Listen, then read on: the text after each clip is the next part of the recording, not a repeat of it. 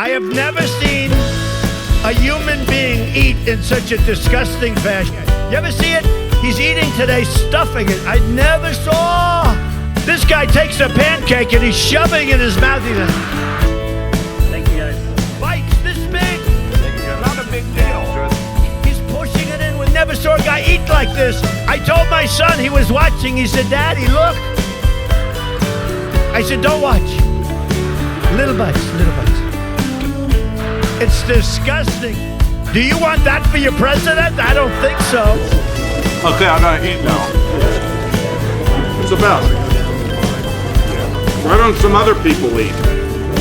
Are you eating? I have never seen a human being eat in such a disgusting fashion. You ever see it? He's eating today, stuffing it. I never saw. This guy takes a pancake and he's shoving it in his mouth. He's like, Thank you, guys. bites this big. Not a big deal. He's pushing it in. We never saw a guy eat like this. I told my son, he was watching. He said, Daddy, look. I said, don't watch. Little bites, little bites. It's disgusting. Do you want that for your president? I don't think so. Okay, I gotta eat now. It's about. Why don't some other people eat? Are you eating? I don't know how to break this. Donald Trump is very upset for offering to let women into his life. He has discovered that women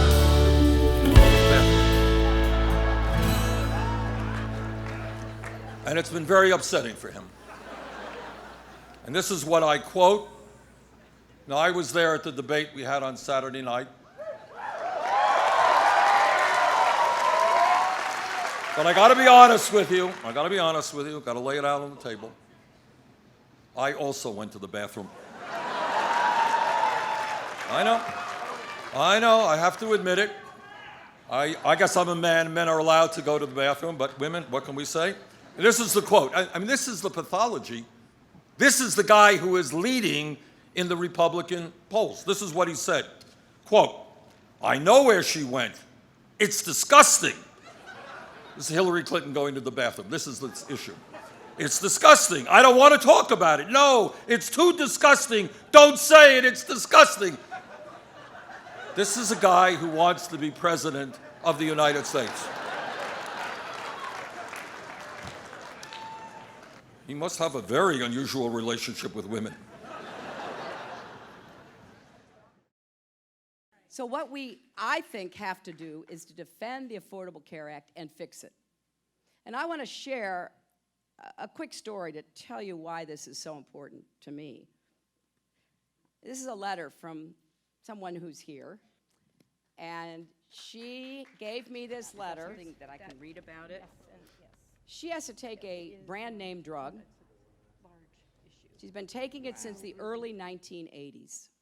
At that time, back in the 1980s, for the same drug, it cost approximately $180 for 10 shots. The latest refill she received from her pharmacy was $14,729.99 for the same 10 vials. And the company is one of these companies that is absolutely gouging American consumers and patients. It's called Valiant Pharmaceuticals. I'm going after them. We are going to stop this. This is predatory pricing. It is unjustified. It is wrong. And we're going to make sure it is stopped.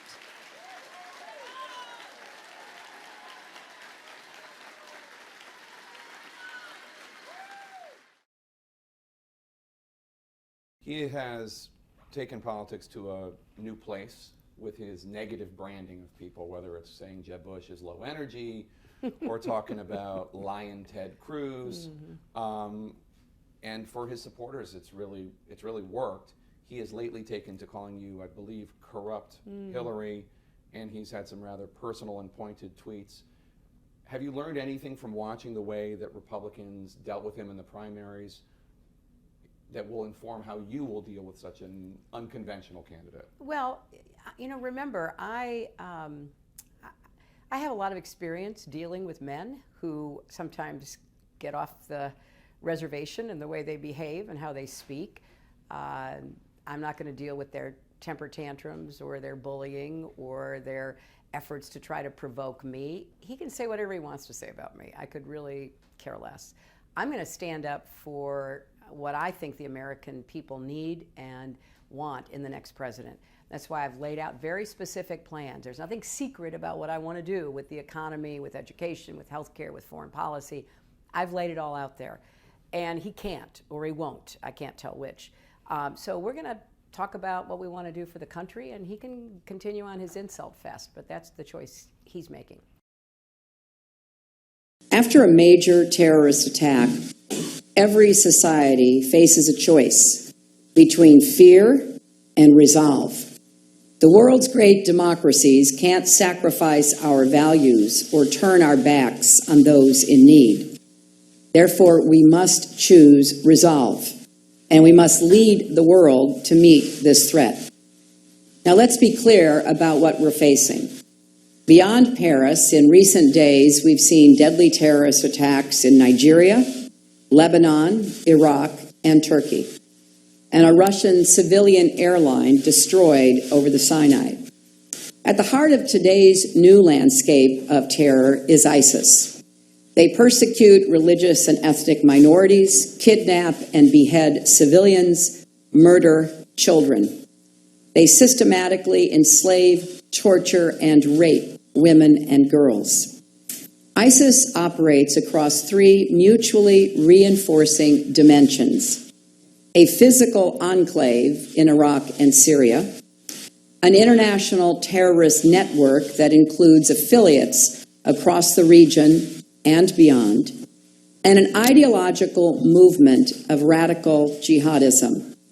We have to target and defeat all three. And time is of the essence.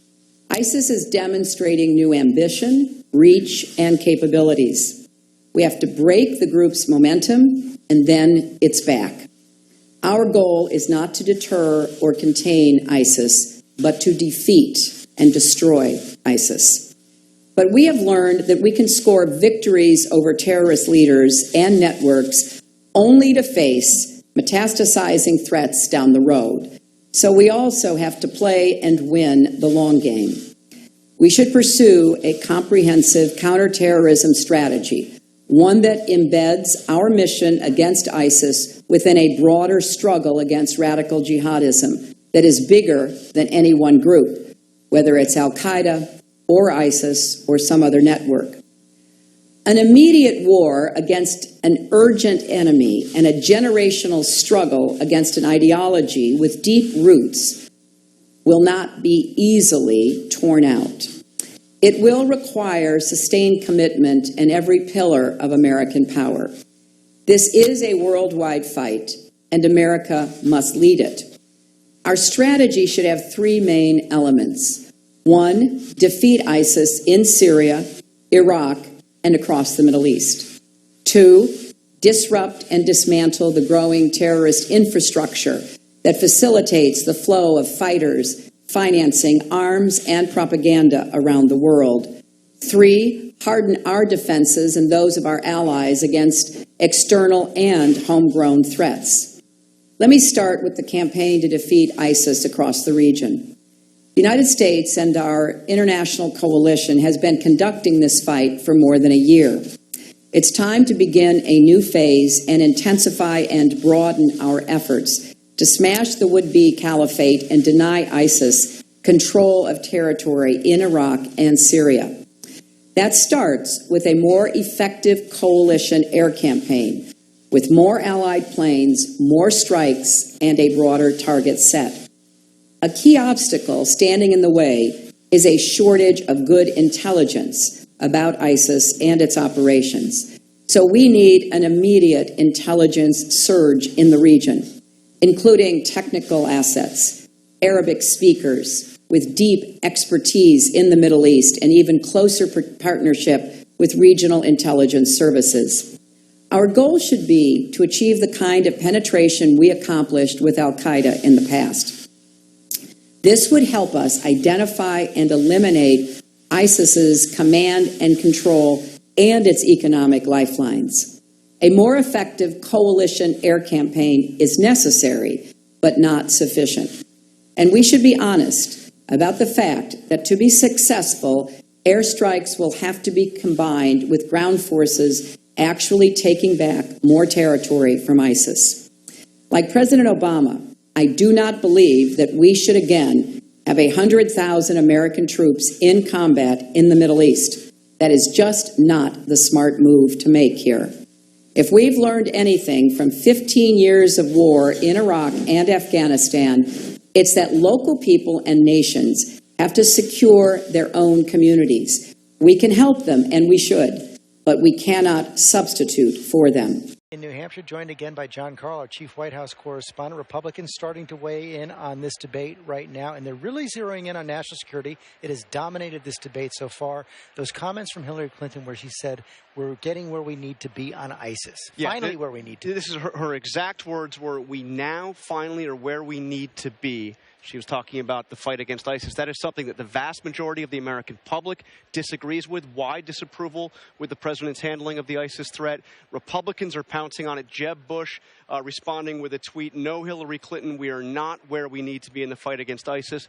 One other thing that's interesting, though, about this whole debate, George, and the Republican response, is the only Republican we've heard by name, the only candidate you pointed out, was Donald Trump. I have not seen a single tweet from Donald Trump. People were expecting to be live tweeting tonight. Radio That's right. silence from Donald Trump on a debate where he has been mentioned and none of his rivals have He's going to have a chance to respond tomorrow on this week. But on this debate as well, you saw Martha press Secretary Clinton on the issue of Libya at the end.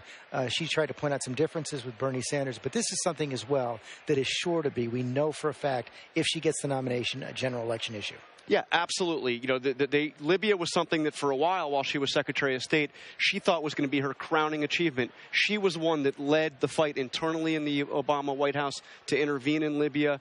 She was the one who made the case internationally as Secretary of State, and it has, of course, become something of a disaster. Republicans have already pounced on this far beyond the Benghazi issue, the question of what has happened to Libya since the U.S. and Europe intervened. Okay, time now for closing statements. We'll be right back.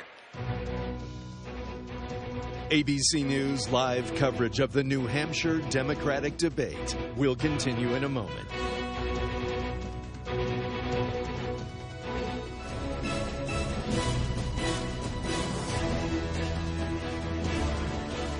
Hillary Clinton's recent announcement that she's running for president surprised nobody and marked the countdown to the 2016 election.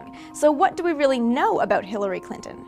Well, Hillary originally rose to prominence as President Bill Clinton's wife and First Lady of both Arkansas and the White House.